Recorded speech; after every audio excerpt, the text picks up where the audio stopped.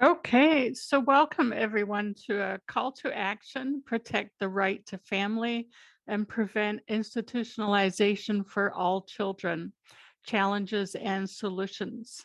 So today's webinar is being hosted by the United States International Council on Disabilities and Disability Rights International.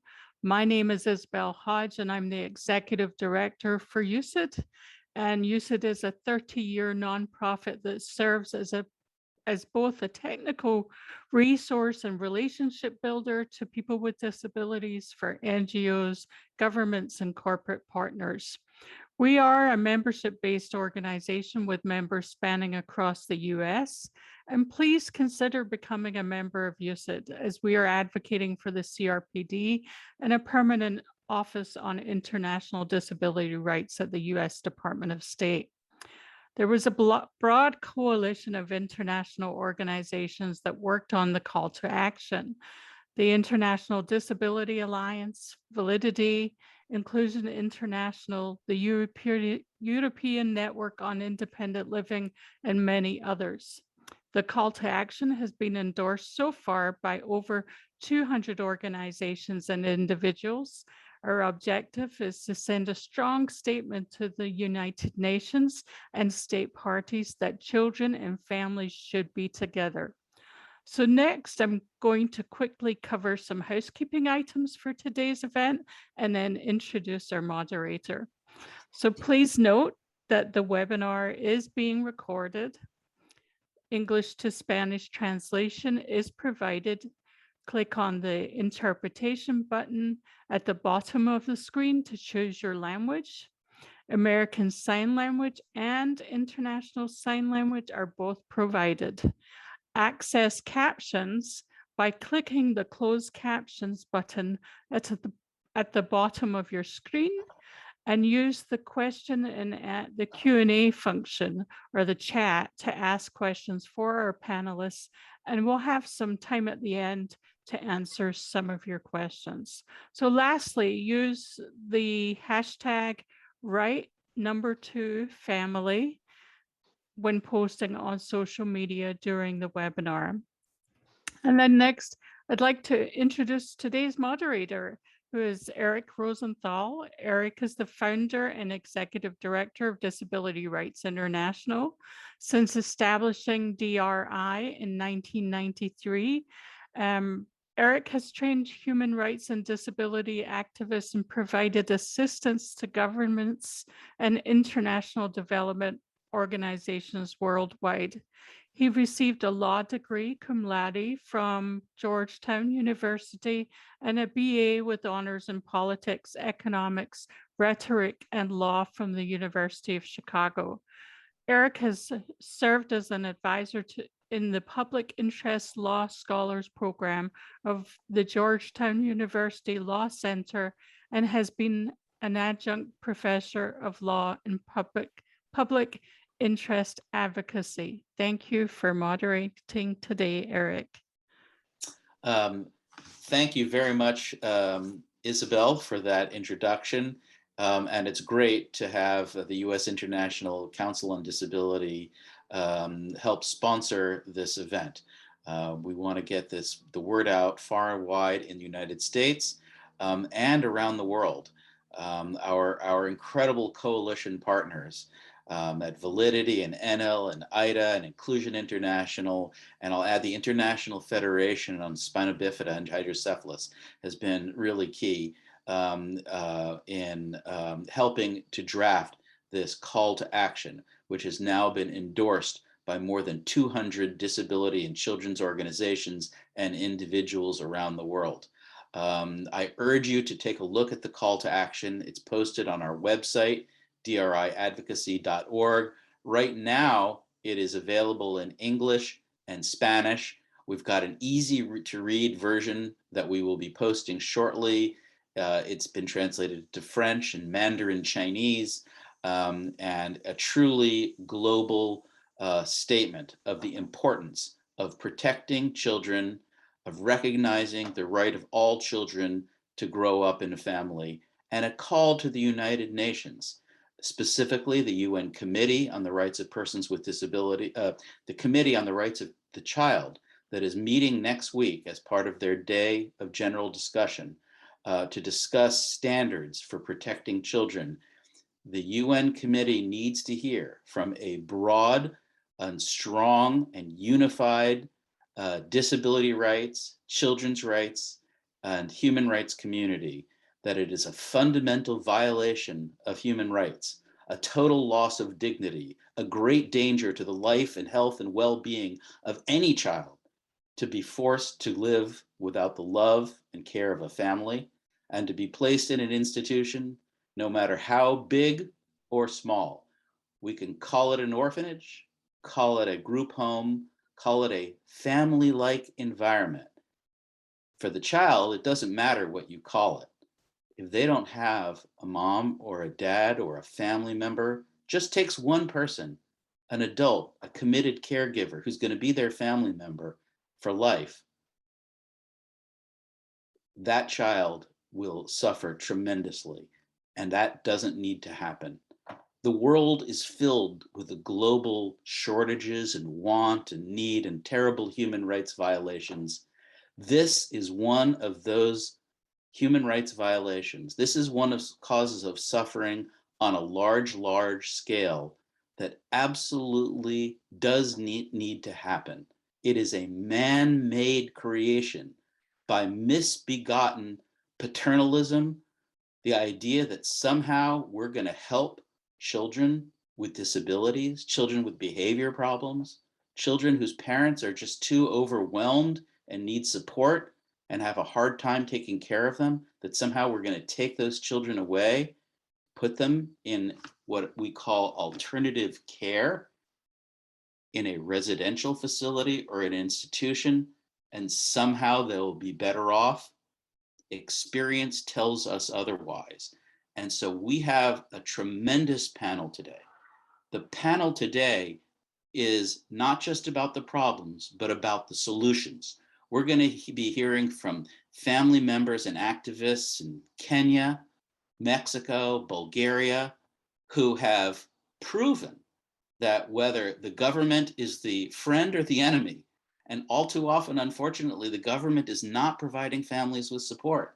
The government is not providing assistance, but loving family members and strong advocates, people with disabilities, can make it happen. We know it can happen, and they're going to talk about those incredible models. We also have Amalia Gamio, a member of the CRPD committee, who's here today to talk about how these rights are based in international human rights law. They are a fundamental obligation. It's no longer just good policy. Well, we think there are good programs out there for children to live in families. It is now grounded in fundamental international human rights law. Every country of the world that has ratified the CRPD is now under an obligation to provide supports to make it possible for every child to live and grow up in a family. There are 4 areas that I'd like to go over briefly today. The scientific area, the findings from science, the findings from human rights organizations, the legal framework, and the policy framework for why change is necessary and how this needs to happen. This is grounded in solid science. I am not a scientist myself, and so I will mention to you that we're actually having another seminar tomorrow. And if someone could put that link in the chat, the American Association of Intellectual and Developmental Disabilities tomorrow is doing a follow-up, and we're going to have Professor Joan Kaufman from the Kennedy Krieger Institute give a presentation with detailed slides and references to show that the evidence-based care models for supporting every child in a family are out there. So for people who want their arguments based in science and an evidence-based practice, we have it. It will be provided to you tomorrow at 2 p.m. Eastern Time. And please sign up to join that if you want to hear about the science. What we know from science is a universal, that every child, the psychology of every child is that they need love, they need care, they form attachments at an early age. And if there is no one around there's not a committed adult caregiver in their life, call them a father, call them a mother, call them an aunt, uncle, grandpa, extended family who is there to love and care from them, they can be emotionally damaged and lose the ability to form those attachments. At older ages, they lose cognitive development. There's a stage at which they lose a month of cognitive development for every 3 they are placed in institutions. They fall behind. At older ages, there's a misperception that somehow only very young children really need a family. And even though young children are especially in need, at every age, right through adolescence, the emotional support, the transition to adulthood is extremely important.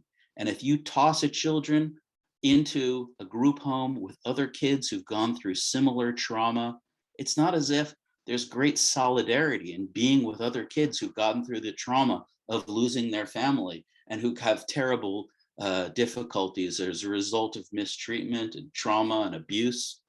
In fact, children who attach with each other and who see those as models face increased difficulties. It's the children with behavioral problems, with trauma, who've experienced violence, who often get placed in these facilities as if it's their protection, but in fact, they are being discarded from society. And we have the science to show there is something better. Every child can and should benefit from life in a family. My organization, Disability Rights International, has been working for 25 years to document this problem. And so we have another area that we'd like to draw your attention to, the findings of human rights organizations. The science is all good, but if you walk into those orphanages, if you walk into those group homes, if you walk into the institutions, you will see and you will understand. We actually have very powerful video, and it shows what happens inside those group homes, that they devolve into horrendous, neglectful, abusive institutions. And what we've seen in group home after group home in Mexico, in Guatemala, in Bulgaria, in Kenya, everywhere we've seen, even if it's small, even if it's well-funded, even if it's nicely staffed, it becomes an institution. Please take a look at our website, driadvocacy.org, to see the findings of our global reports. And at tomorrow's workshop, I'm going to show a 3-minute video that will, if you have any illusions about the safety of these group homes, you will see the kind of neglect that happens. I'm saving you. You don't have to see the video today. Please check our website or join us tomorrow. And it will be a truly sad experience, unfortunately, to see what it is like for those children to grow up in facilities of this kind. Our organizations, our allied organizations, there is enormous evidence from around the world. Many people will tell you this is specifically a European or an American problem, that developed societies have all this money and institutions, and that somehow in developing countries it's not a problem. The really sad truth is that models from Europe and the United States, many times having professionals supporting them, have then replicated bad practice and are spreading it to Africa, the Americas, to Asia. Time after time, I've seen people in Africa, in Mexico and Guatemala said, oh, but this is a program that's been proven in New York City or in Europe. And that is not true. The activists in the United States and the activists in Europe are fighting this tooth and nail. Just because these problems exist, and they do exist in the United States, does not mean they should be exported. The activists are fighting tooth and nail to stop group home placement. And those numbers, even in the United States, have come down dramatically in the last 10 years. We are eradicating group homes in the United States. They are eradicating them in Europe. And now is not the time to start placing them in other institutions. Unfortunately, there is a legal problem. The legal problem is that there are old standards drafted before the days of the CRPD, when people thought that some children had to be placed in residential care. The most important one of these is the UN guidelines, um, uh, guidelines for children in alternative care. The UN guidelines are very valuable in many ways in terms of their support for families, but they say there should be a plan for the progressive elimination of institutions, and they mean large institutions. And they say that small, well-staffed, high-quality institutions called residential care are allowed to persist. They say that only children for whom it's necessary and for whom it's the last resort and for whom an individualized decision has been made, that for those kids, a tiny little exception, those kids can be put in residential care. But what we know is that if there's an exception, it becomes the rule. The last resort, a legal standard which was meant to limit the number of people placed in institutions, has actually been used to justify it. How can that be? Well, if you have a service system that does not provide adequate supports for families, if you have a service system where there's no option available, then for a child with disability, placement in an institution or placement in residential care is always the last resort. It provides no actual protection to that child. That's why there needs to be a fundamental obligation to create the support. The UN guidelines on alternative care must be revised to bring them into conformity with the UN CRPD. The UN Special Rapporteur on Disability, Catalina de Vandas, has been very clear on this. The UN guidelines are highly regarded and highly respected in the children's community, and they have much to offer.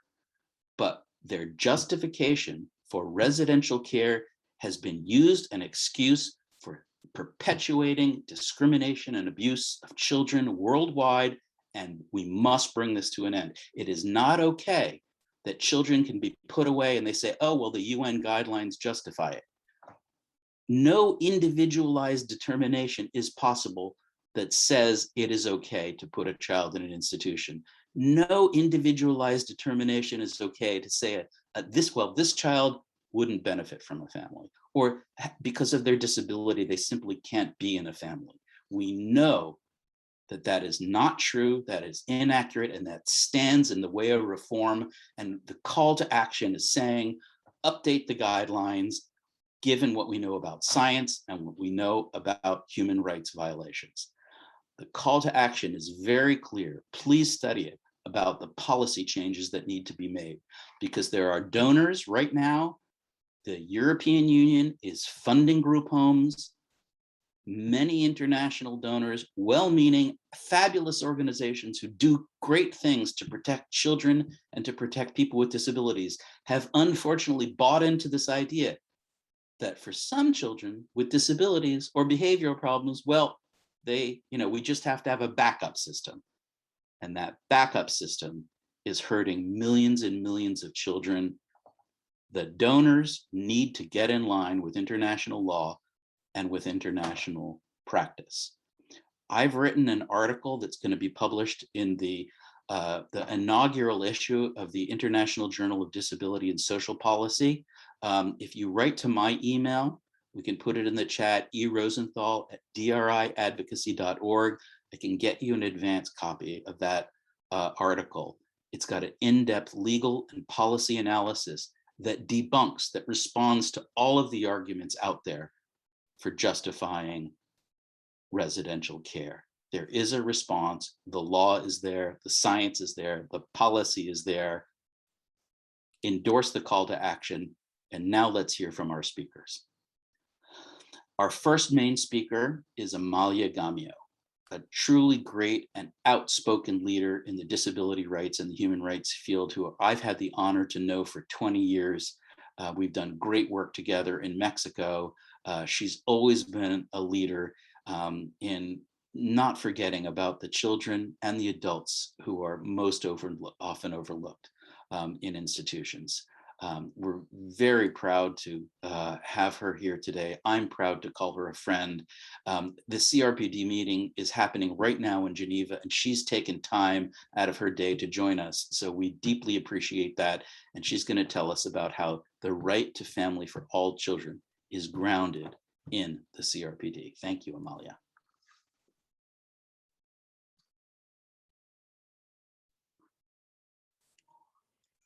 Gracias, Eric. Muchísimas gracias.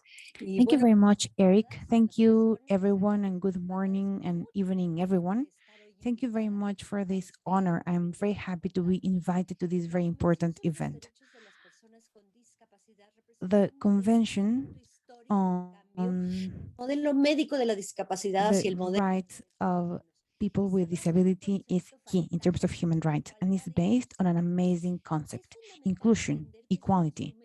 It's important to understand that this is a binding instrument that takes into account international law and that it should be mandatory.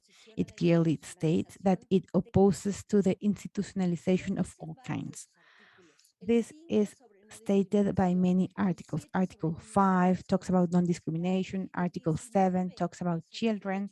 Article 19 talks about the right to be independent and be included in the community. Article 23 talks about home and families. There are general observations for number 5 and 19. So it's interesting to see how in all these articles and general observations, we see the word inclusion and we see non-discrimination, respect for dignity, equality, and lack of institutionalization.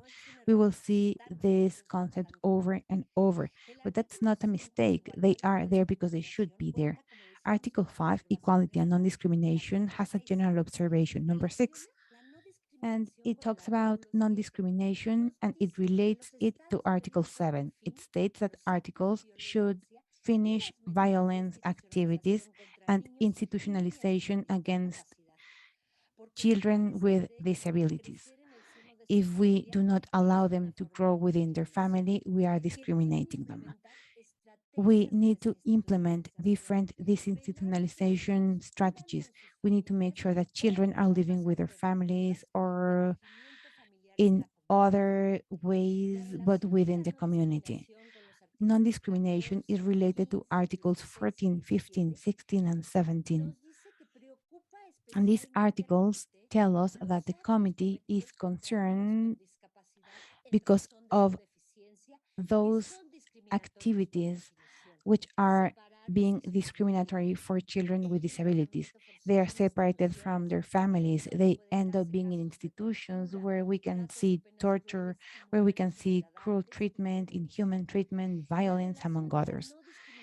The relationship between non-discrimination and Article 19 tell us that it's necessary to use different disinstitutionalization strategies, and we need to allocate resources for an independent life.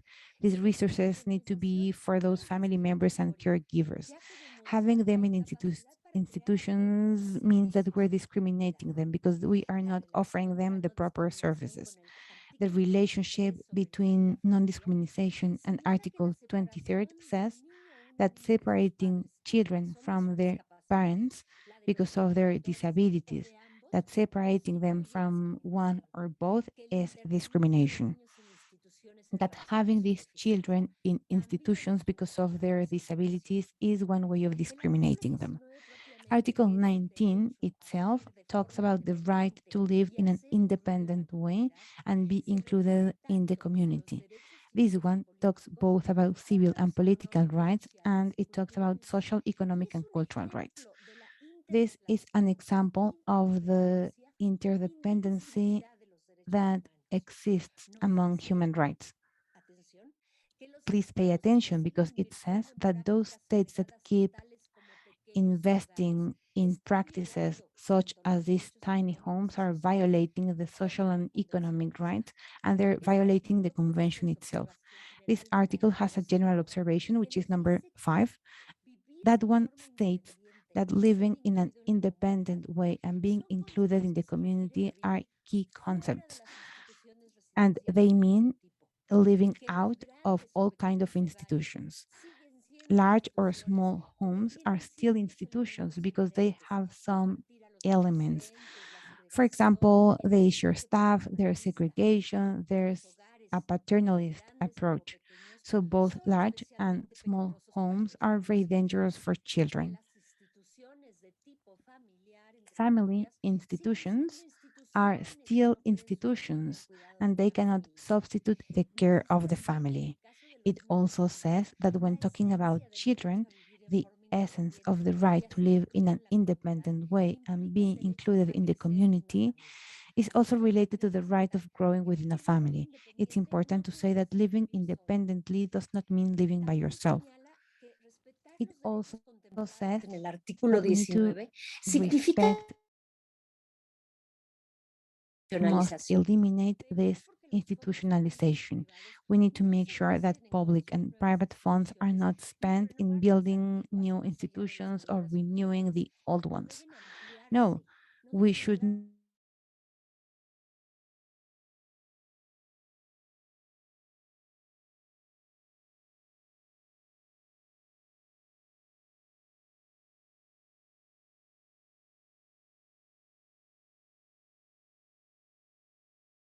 Article 19 is related to Article 16. This relationship says that support services should not have space for abuse, exploitation, or violence. There must be supervision, there should be legal resources and repair measures. Institutions tend to isolate those who live within. Girls and women who are living there are even more vulnerable because of gender violence, and they end up facing worse challenges when reporting. We've seen this during the pandemic. Article 19 is related to Article 23, which talks about family and home. And this relationship says that if there are no services or support within the community, there are going to be limitations and financial constraints for those families with children with disabilities. We need to make sure that they are not taken away from their families. Sometimes it is said that just some children should go to the institutions, but that's not true. Unless systems are perfectly fine, then we cannot do it. I mean, maybe if one day everything works perfectly, things would be different. But while that happens, no one should go to live in an institution. The Special Rapporteur on Torture has said that children with disabilities are facing high risks within institutions.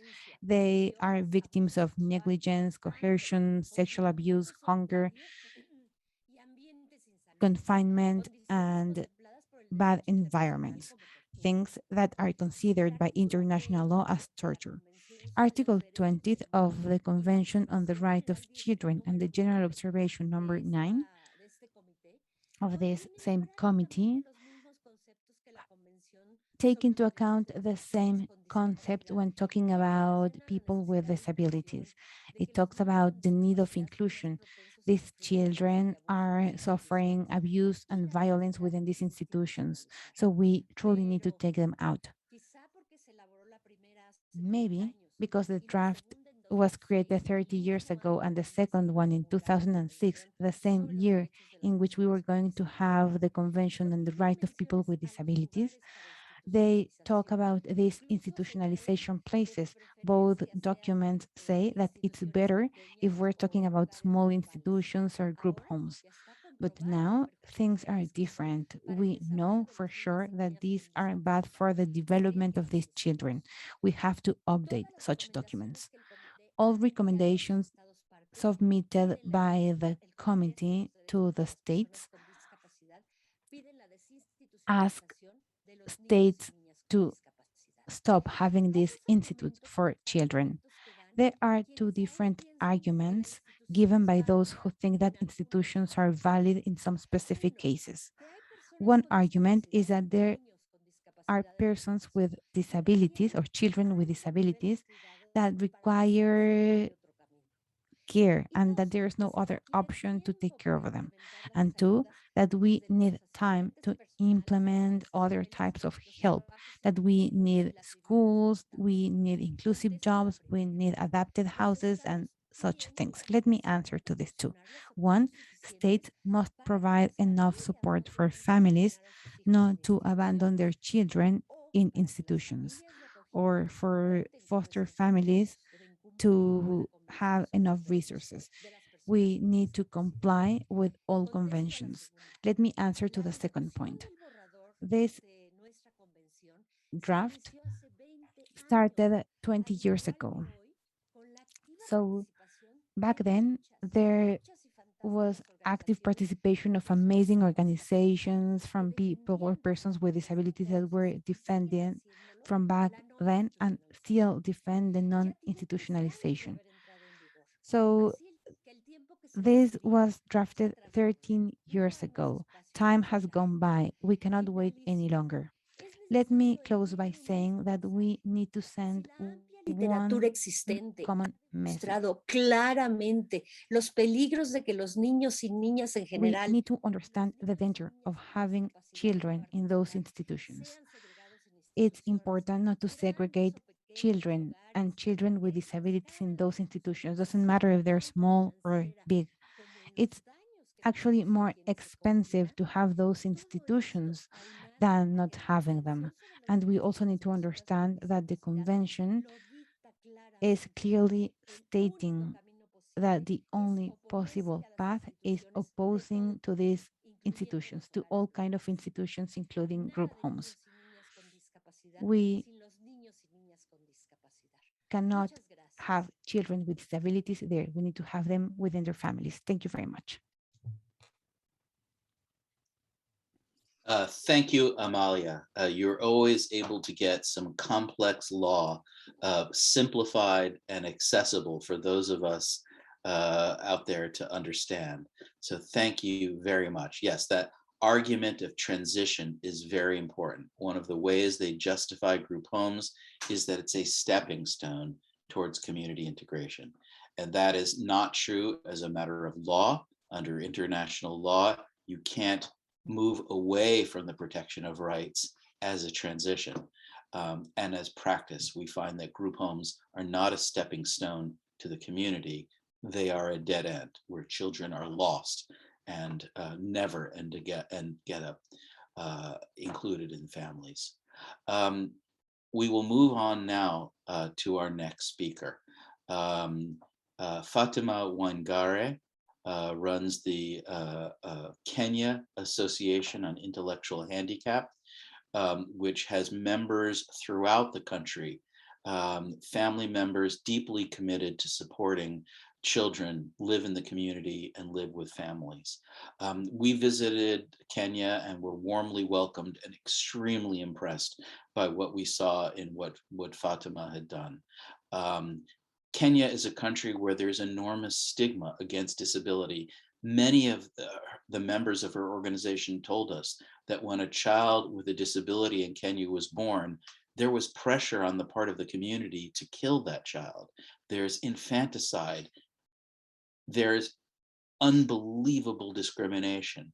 And what amazed us is that family members, very often with no help from the government, with no international support, and with all that social pressure on them to get rid of the child, said, we will fight for our child. We are going to make sure that they have a future. And what they have done is beautiful and powerful. And we'll let Fatima describe what she's been able to do. Fatima, are you ready? Yes, I am, Eric, and thank you very much for the introduction. So I'm going to share experiences from the Kenya Association of the Intellectually Handicapped, which is an organization of people with intellectual disabilities and their families, the Secretary General, and the Regional Coordinator for Inclusion Africa. I'm also a family member. I'm a mother to a daughter with an intellectual disability. So our work in Kenya and with families is anchored on very strong beliefs and principles that children with disabilities belong in their communities and that they should share the same experiences with their siblings and peers without disabilities to which communities they belong to. And that community supports and services should be designed from an inclusive lens. Our mantra is inclusive communities are stronger communities. Our work with families is structured through local parent support groups of between 30 to 50 members, majority being mothers of children with intellectual disabilities and other female carers like sisters, siblings, and aunties. And once we get into the community and we mobilize families to form groups, the next thing that we do is we carry out quite a number of trainings looking at different skill areas. And this also include human rights training and advocacy. So some of the key components of the family groups are, one, to provide each other peer support. And as Eric just mentioned, there's a lot of stigma and discrimination. Many families, and once you get a child with a disability, there's always that feeling that, you know, I'm alone, I'm not wanted in my community. There's a lot of stigma around, you know, infanticide in some communities, where once a child is identified as having a disability quite from an early age, then there's pressure to kill that child. So peer support really helps in terms of providing each other psychosocial support. But most importantly, families share expertise and experiences on their caring roles. And again, it is our very strong belief that, you know, families are experts when it comes to caring for children with disabilities. Number two, the family support groups identify community services and work with other community stakeholders to influence and to make the services inclusive of children with disabilities. Number three, families do a lot of advocacy work using local and international frameworks like CRC and CRPD, and, you know, the Kenyan Constitution, Persons with Disabilities Bill, and all that. And our work, therefore, is anchored on Article 19 of the Convention, Article 23, Article 3 on the general principles, and Article 5 alongside other CRPD articles. And number four, what families do is they promote self-advocacy in their communities. They prepare communities by opening up pathways and relationships to support children with disabilities develop self-advocacy skills to belong in their own communities. Allow me to share three practical examples of how families support each other in the work that we do. So one very practical example, and we saw this really supporting quite a number of families, especially during the COVID-19 pandemic. That was last year when we had very serious lockdowns and curfews. Families in predominantly agricultural communities, they have set up food banks. So how do these food banks work? During harvest season, support group members who have good harvest partly contribute a quarter of their harvest in the food bank. And in return, needy families in the community receive monthly food rations to support the families. And during COVID-19, quite a number of families didn't receive any support from governments, but we saw the food banks really playing amazing work and role in terms of ensuring families have constant food supplies throughout the lockdown period. Number two, in some communities, we have families who've started community schools, which are models of inclusive schools. And these community schools are in the process of being, handed over to the government for the governments to continue supporting them. And I think, Eric, you visited one of the community schools in Nairobi area, where families have shown that inclusive education really works and children with and without disabilities can learn together. Then number three, we have WhatsApp groups for families who have smartphones. And in the WhatsApp groups, families really share a lot of expertise, experiences in the WhatsApp group. So quite recently, we have a WhatsApp group where families of very younger children kept on asking about, occupational therapy services. And together, families came together, identified an occupational therapist. And in the group, we contributed like around $1 each. And that occupational therapy goes to the community, support families in group therapy and also home visits, and work alongside family members to ensure that more families are reached with these services. As I conclude, I always hear three things that families mention consistently. They are: one, families want to be recognized in their caring role. They want their voices to be heard and to be respected. They also want to be consulted when it comes to children with disabilities. Two, families want information on their child's disability, and support and accommodations should be easily available in their communities. And three, families want to raise their children with disabilities in their communities together with their siblings and peers. Even in situations where you think the situation is quite dire and families would say, okay, enough is enough, I'm giving up. We always hear families say, I will raise my child alongside my other children. When families talk about support services, they want inclusive systems, education, health, social amenities, among quite a number. Never in a single time in 16 years working with families have I had families giving support options on institution or orphanage as a substitute to community inclusive support systems. I finish by encouraging all of us to endorse the call to action to protect right to family. I am one big beneficiary of family support network in my community. I am a strong advocate because of the support that I got in the community and the peer support that was provided to me by other family members. Thank you very much. Back to you, Eric. Thank you, Fatima, for that presentation. Your work is amazing and wonderful. We thank you for everything you have done for children and families in Kenya. And we all have a lot to learn from your model. We hope to expand and replicate it globally. It's just such fabulous work and great to see. Our next speaker is Onisei Diaz, who is with Disability Rights International in our Mexico office. I've known Onisei for many, many years.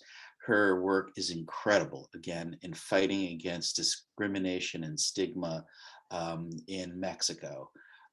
One part of the picture that we often overlook is that children are put in institutions and group homes, not even because they have a disability, but because their parents have a disability.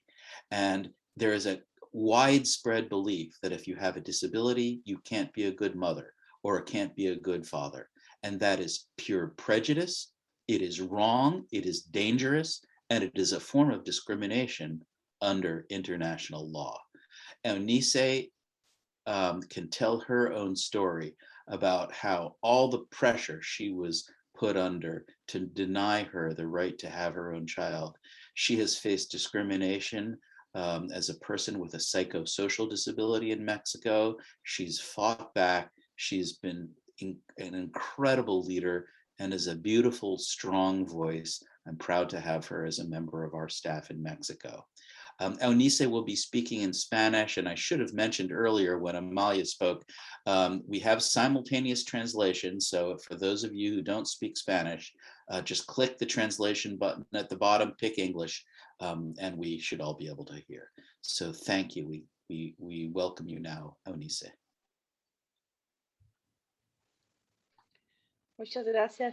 Thank you very much, Eric. For me, it's a great honor and a great pleasure to be here with all of you discussing this such important and meaningful topic for everyone. The protection of children is key and urgent. So children have all the right to live within their families. They have the right to be protected. They have the right to receive education, health, recreational spaces. They should have a loving family, a family that takes care of them and guide them so that they can have an amazing, excellent, and happy life. I'm here. Let me introduce myself. I'm Eunice Diaz de la Vega. I work in the I. I am a woman and a mother. I have a psychosocial disability. I have an 11-year-old girl with intellectual disability and psychosocial disability. It has been a challenge for both. That's true. I mean, having a disability has been a challenge, but we have moved forward. Let me tell you in summary all the discrimination that I have been victim of. When I got pregnant from my girl, and when I went to visit a psychiatrist from a public institution in Mexico, I had to leave the office for a few minutes, and my mother and the doctor agreed so that I was sent to an abortion room. I was sent to another office. I thought I was going to have some regular tests, but when I asked what were those studies going to be about, they said this is because you're going to have an abortion. I got very mad que yo tenía and todo el derecho, I todo el told derecho. them that that was not going to happen. I told them that I had the right to decide on my life, on my body, and I had to decide what I wanted to do with my girl, that I had the right to have a family. Fortunate enough, back then I knew about my rights because before I was victim of the health system. Actually, for having disability, I couldn't have the right to enjoy the health system for my pregnancy. I was discriminated. I had to pay for a private system if I wanted to have my daughter because the public system did not want to help me. My daughter is a sweet girl. She's a truly loving girl. She loves art. She loves music. She loves dancing. She knows many languages. But let me tell you that when talking about education, I was also a victim of discrimination. The teacher did not support us. The dean of the school did not support us either. My daughter had no educational support. And I can also tell you that during this COVID-19 pandemic, my daughter had received zero help from the educational system and from the health system. Now we went back to face classes, and I decided not to send my girl to school. Why? Because she is a person with disability, and I think that her health risk is going to be even higher. I also want to tell you that my girl was discriminated once when I took her to her psychiatrist. When I went to the psychiatrist, he told me that she cannot have children, that she needs to go under surgery so to make sure that she never has children. We obviously, and I mean we, my husband and I oppose. I know my daughter is entitled to decide on her body according to Article 12. She's entitled to decide everything she wants. So we have always defended her. We have always said that she can decide if she wants to have children and whenever she wants to. We have also been discriminated by our families, by our friends, by our community. People tell us that our girl will never be independent, that she will never be part of the community, that she will never learn, that she won't be able to be a mother. We have heard so many biases and stigmas, but we know that our girl has rights, that we all do. I am not only an activist, I'm also a mother. So I recognize all these mean comments.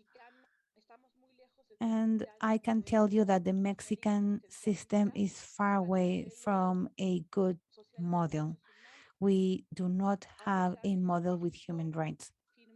Despite the fact that Mexico signed and ratified the Convention on the Rights of Persons with Disabilities on 2007, there is no real support.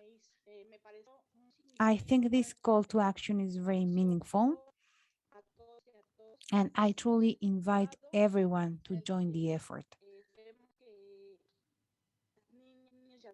Let's all work together because children and adolescents have the right to have families and to live with their families.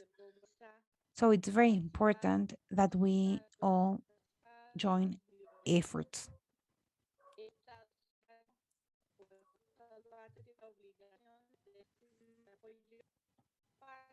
We must make sure that children and teenagers live within a real, nice, protective environment. They need to have their physical and cognitive skills protected. De manera urgente. So it's truly urgent that we start acting. We know that children and adolescents cannot live in these abusive and dangerous places because when they do, they are sometimes victims of physical abuse, sexual abuse, there's torture. There are many bad conditions for them. Sometimes they even end up dying. There's also isolation. So we have also seen how these boys and girls are locked in confined cribs or beds. They are in isolation rooms, and this all means torture and unhuman treatment for boys, girls, and adolescents.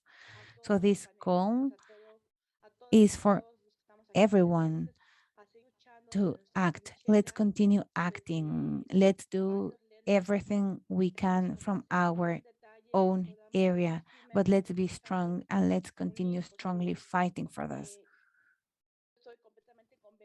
I am completely convinced that if we are together, we'll be stronger.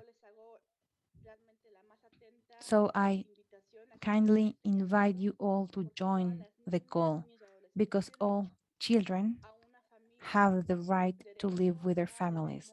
They have the right to receive love, to receive protection, to receive all kinds of services.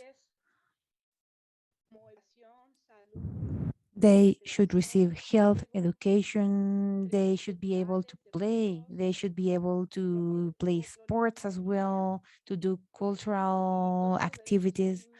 These are rights for children, and these children are no different. All children should enjoy these rights. Doesn't matter if they have disabilities or not. So thank you very much for the opportunity. Thank you very much for having invited me. And as I just said, let's all continue fighting together and let's also learn from each other. Let's become stronger and let's know more so that children all around the world are protected.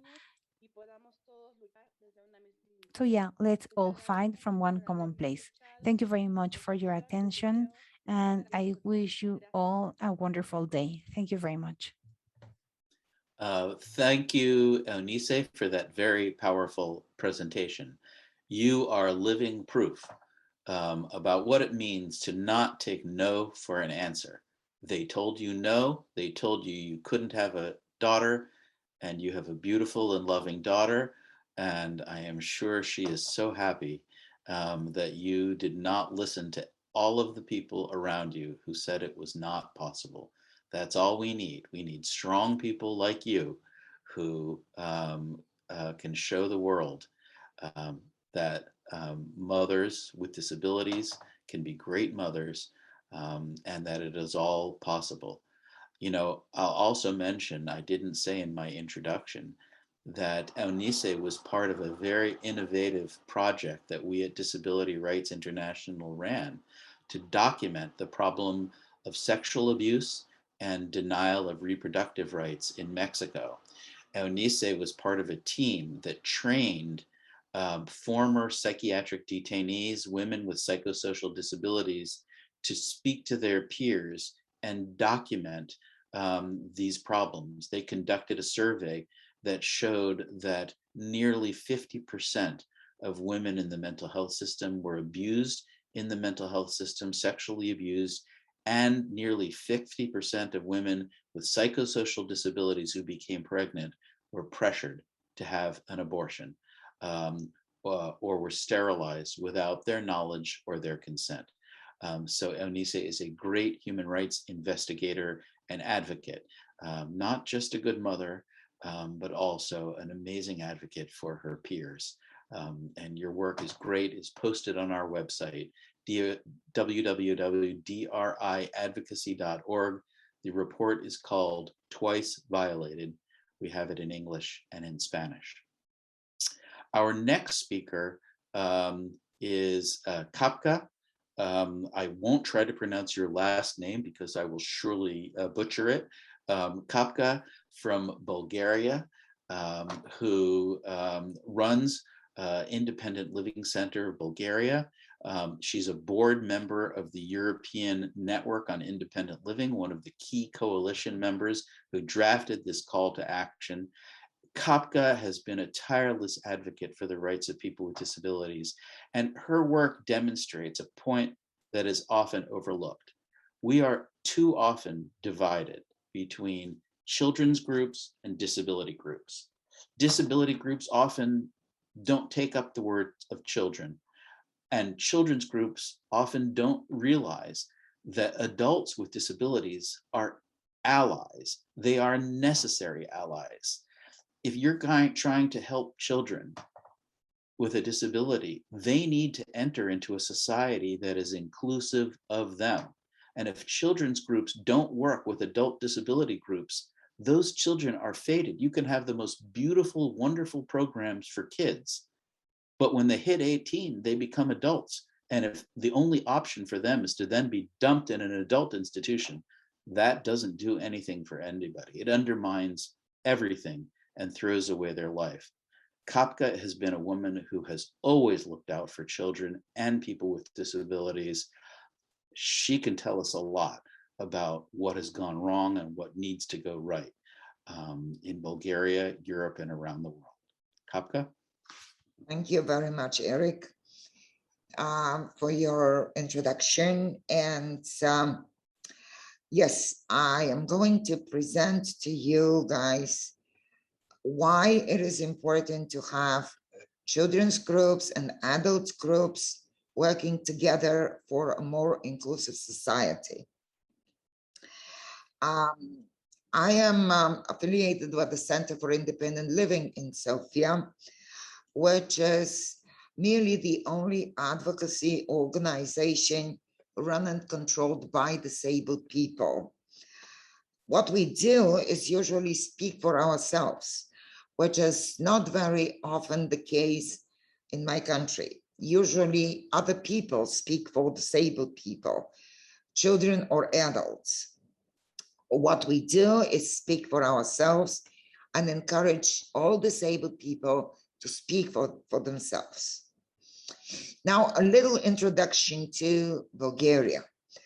Bulgaria has been blamed, by the way, it's a new member state, which entered the European Union in 2007.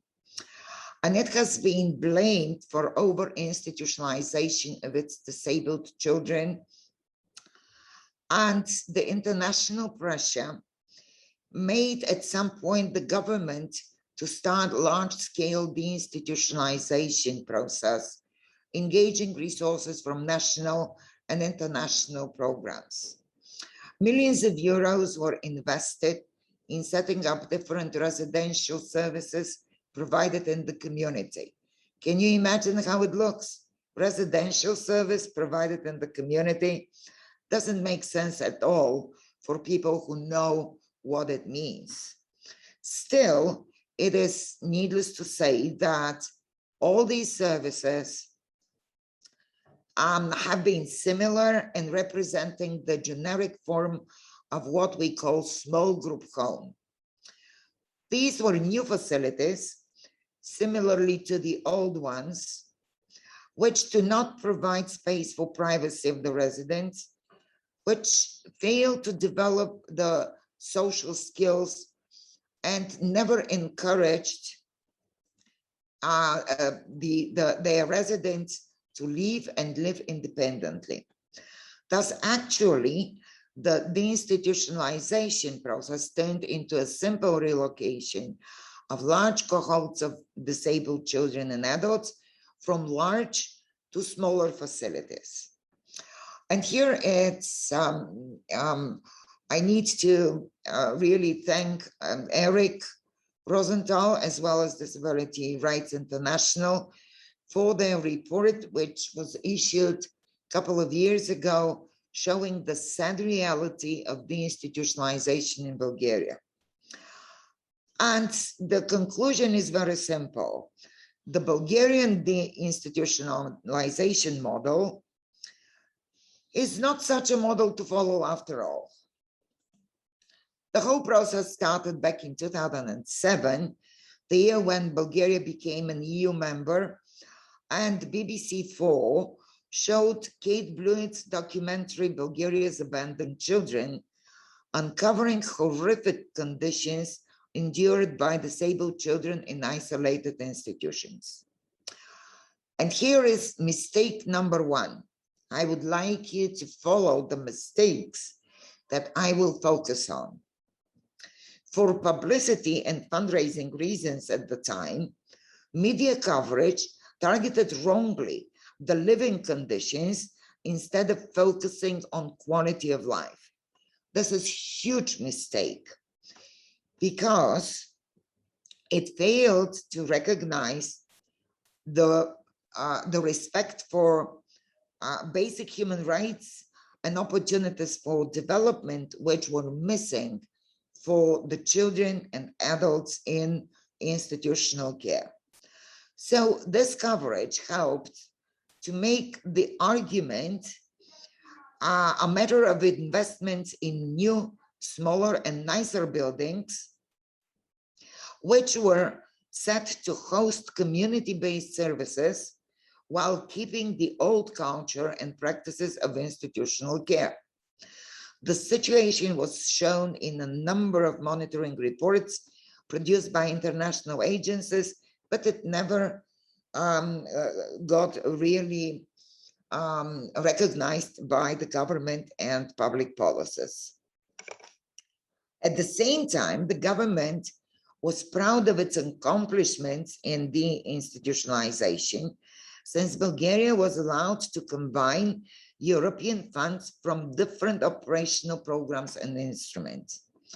Thus, millions of euros were spent on building hundreds of small group homes around the country with resources from Regional Development Fund, and matched those resources with money from social development, from social fund, to cover the costs for soft measures, meaning operational and staff costs.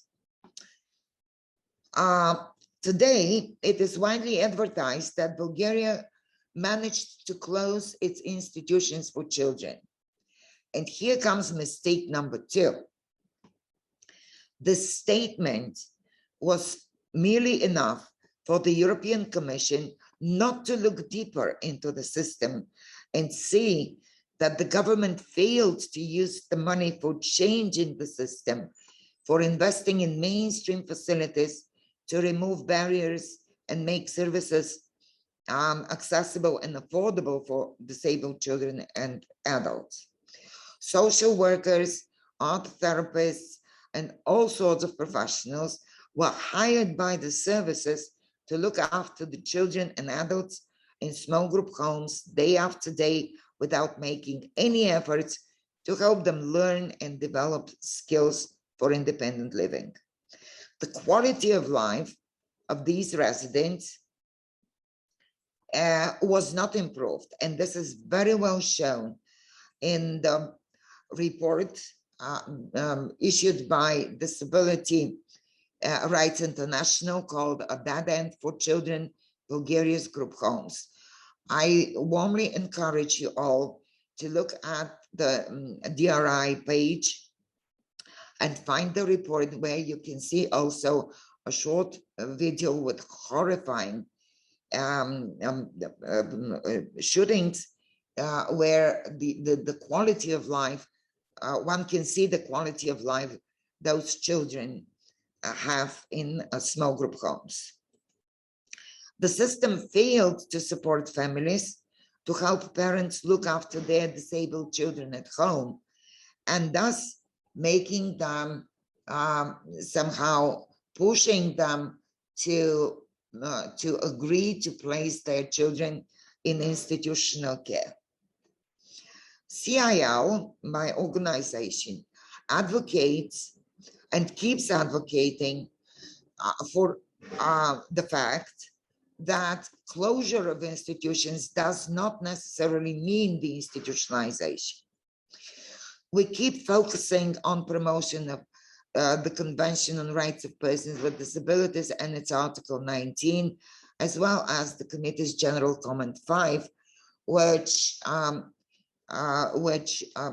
elaborates on how to make independent living a reality.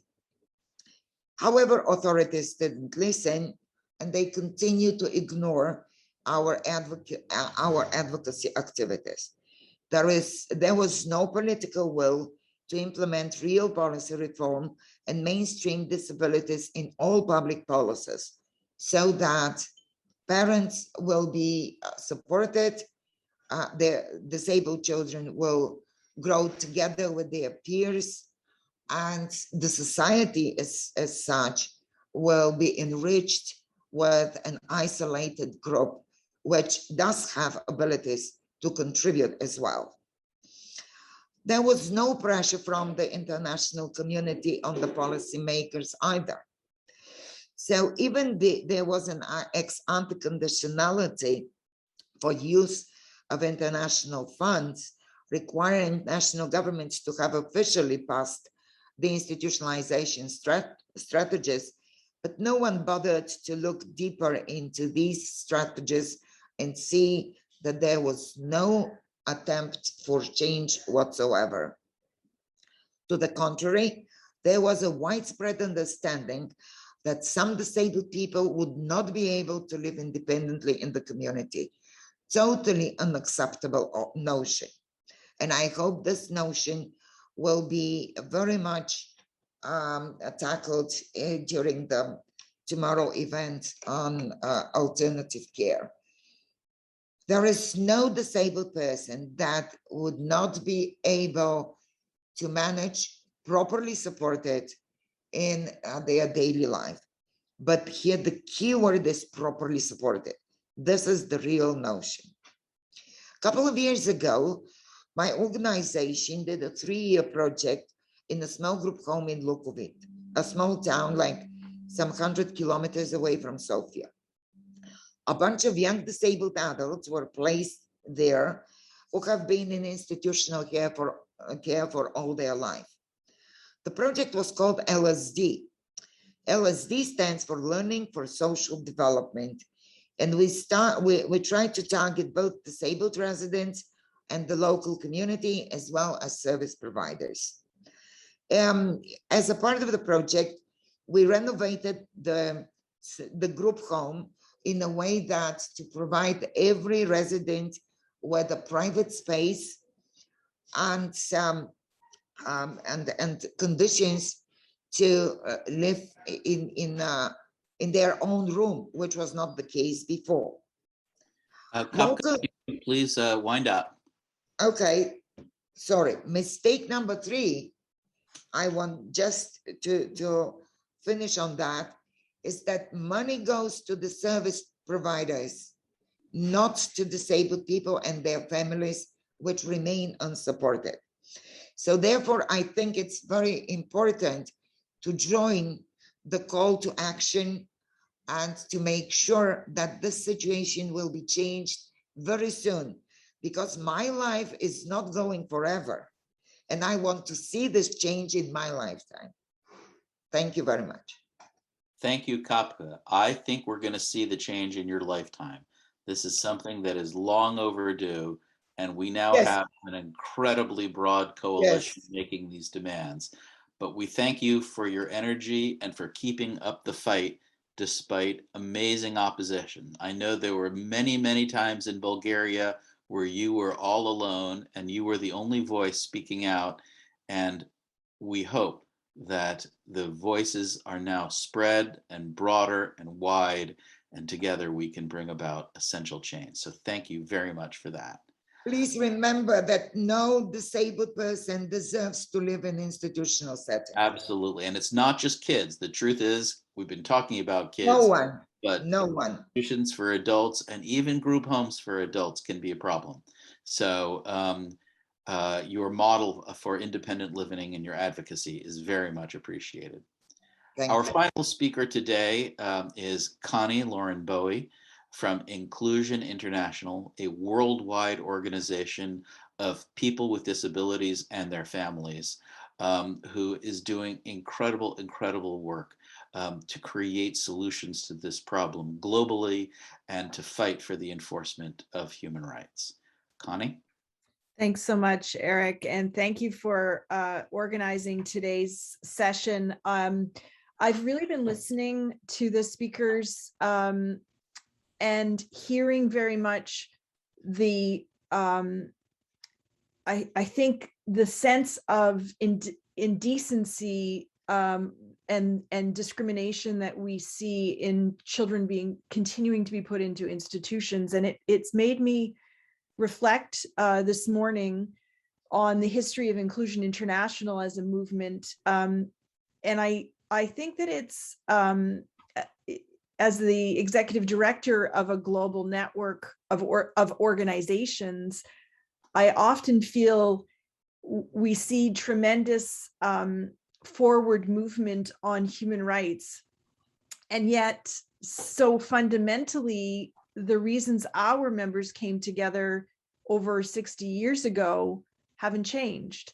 Families of children with intellectual disabilities in their own countries recognized more than 60 years ago that they needed a voice to support having support to their children and ultimately to their adult children who continue in most parts of the world to live at home with their families. They wanted to build communities. They wanted access to the same things that other children have in their communities. And that was true whether they lived in a place like the United States or Kenya or in Eastern Europe or in Asia. All that families have ever wanted is to have for their children with disabilities what other children have in their lives. In the 1990s, Inclusion International changed its name from the International Society for the Mentally Handicapped to Inclusion International. And that was a change that reflected really a perspective of community and inclusion that families had globally, that they believed that the work to be done in our movement was around transforming our communities. And that until our family members with disabilities were included and accepted in our societies, we would never be able to achieve their full human rights and obligations under the law. You will know that Inclusion International was active during the convention negotiations on several key issues, one of which was inclusive education. Another was the right to live in the community. A third was the right to make decisions under Article 12, legal capacity.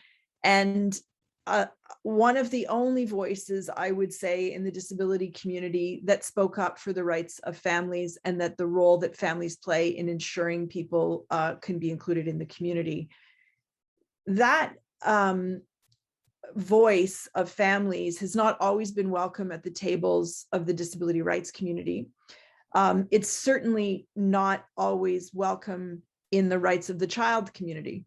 We are often put in a position of having to defend choices that families have made, which have been difficult and negative choices, like putting their child into a group home or an institution, or giving up their children to the state. And yet it was because of the lack of choices that families have been given and the pressure that families have been put under, that those choices have been made.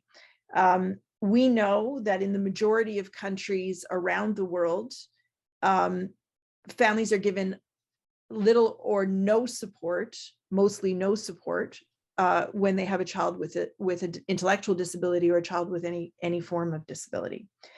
In countries where there is infrastructure and there are services available, what we've heard for over 60 years is that families are usually given the choice of, you can keep your family member and child at home with no support and it's all on you, or you can give up your child to the service system, either into segregated services or group home environments.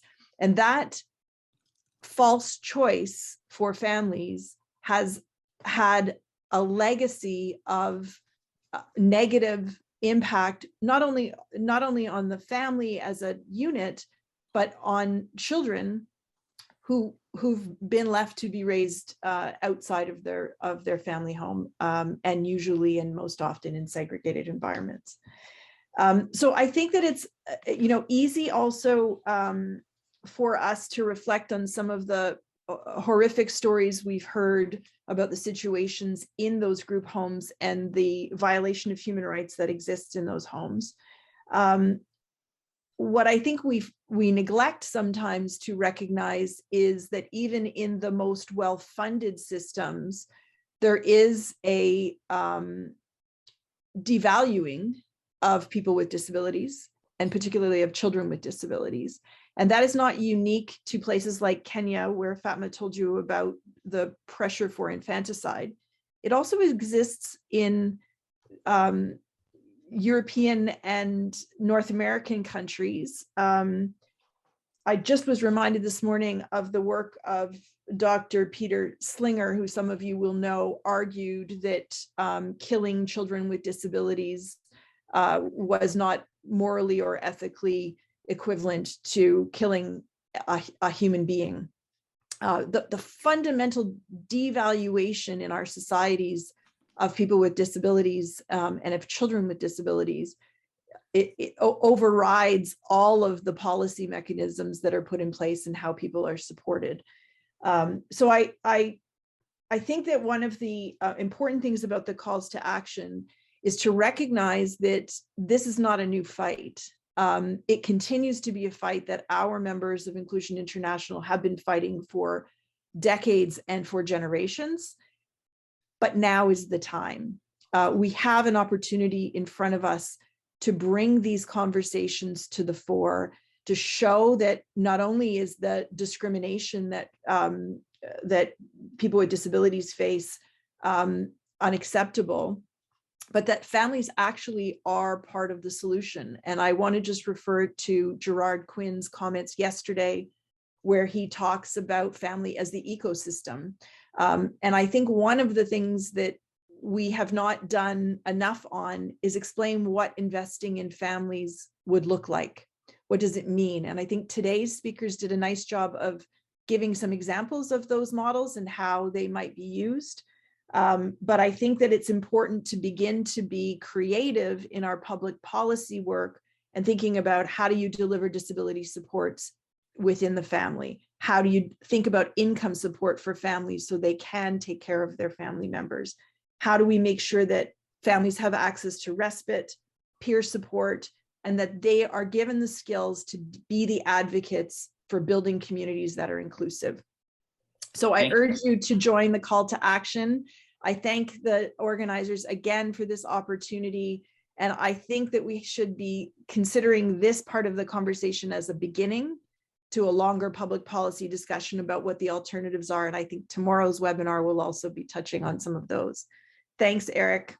Thank you, Connie. Before you sign out, we have about 9 minutes left for Q&A.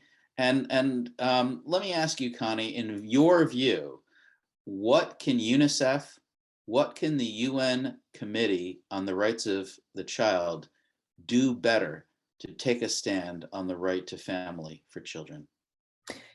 So I was reflecting just again this morning on the conversation between the CRC and CRPD committees or working groups of those committees 2 years ago.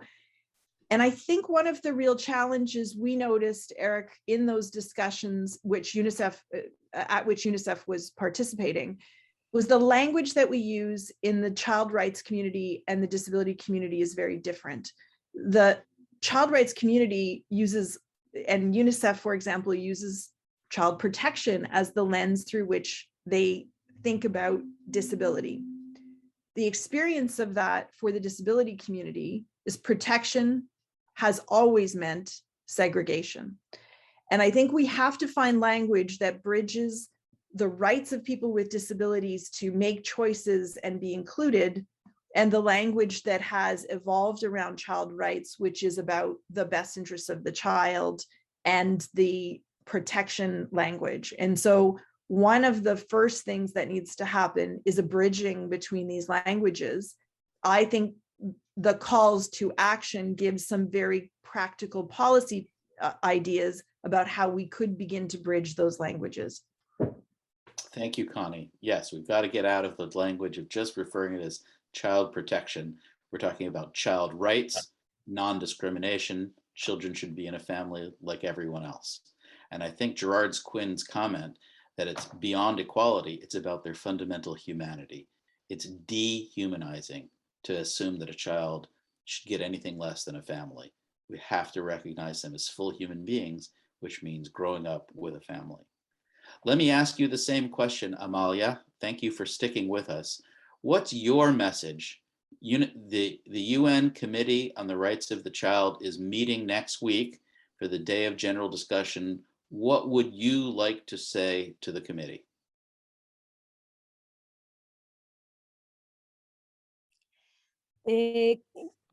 Gracias, Eric. Thank you. Thank you for the question, Eric. First of all, I agree with Connie. We truly need to have one common language.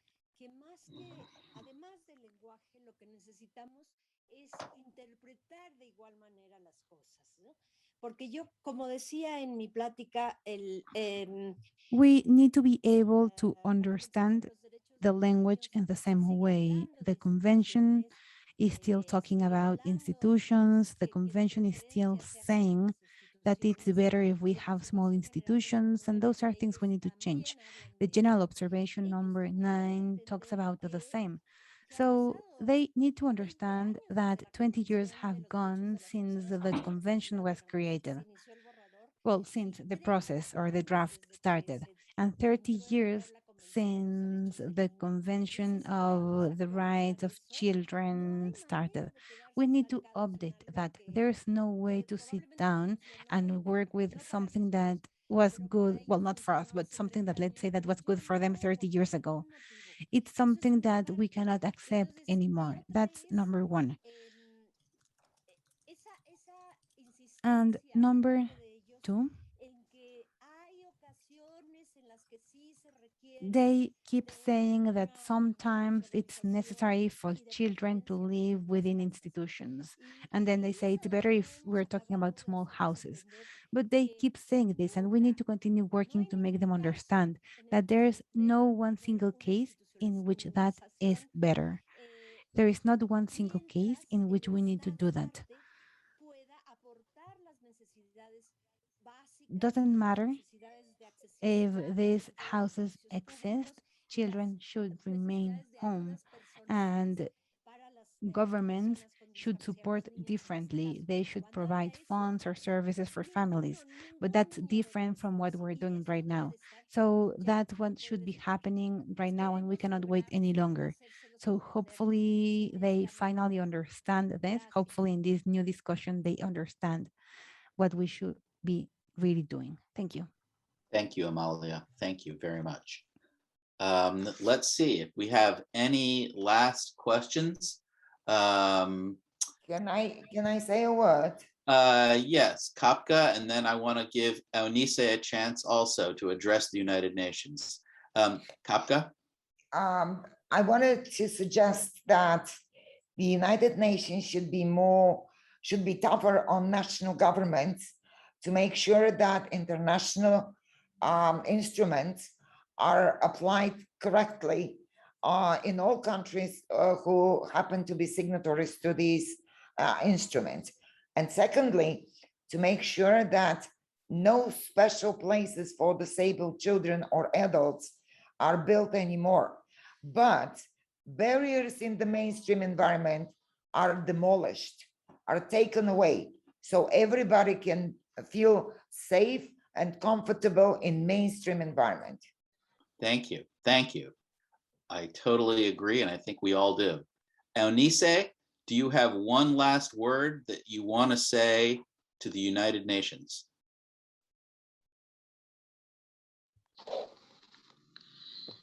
Sí, muchas gracias por la Yes, of oportunidad. course. Thank you very much for giving me the opportunity to open my mic again. I agree with everything that has been said. This is urgent. We truly need to stop this institutionalization of children and adults.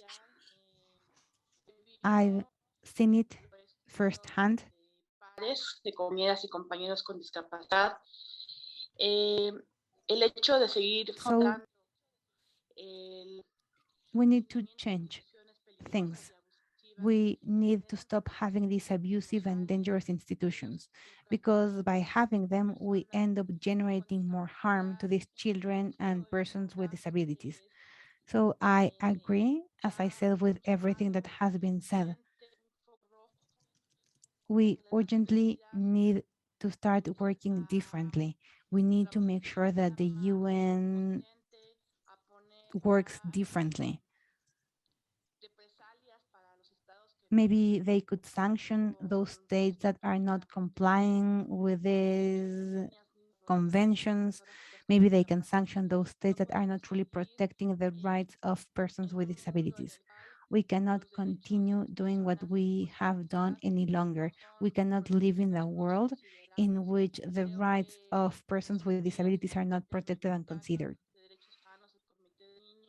Thank you. Thank you. There are different committees that are very soft. So I think that we need to start sanctioning, or that we need to start working differently. Thank you. Thank you. Well, let me thank everyone. Please go to our website. If you have not already done so, please endorse the call to action. We want your name and your organization on that. Please let the UN know that we must stand up for the right of every child, with or without a disability, to live in a family. No more group homes, no more residential care, no more institutions. The solution is the family. That's what human rights law requires. That's what the CRPD requires. We know we can do better. Let's not give up on the lives of those children. Thank you so much for your support. If you can join us tomorrow, the information on tomorrow's webinar is also on our site, driadvocacy.org. All the best to you. Happy New Year for those who are celebrating Shana Tova, and we look forward to continuing this discussion.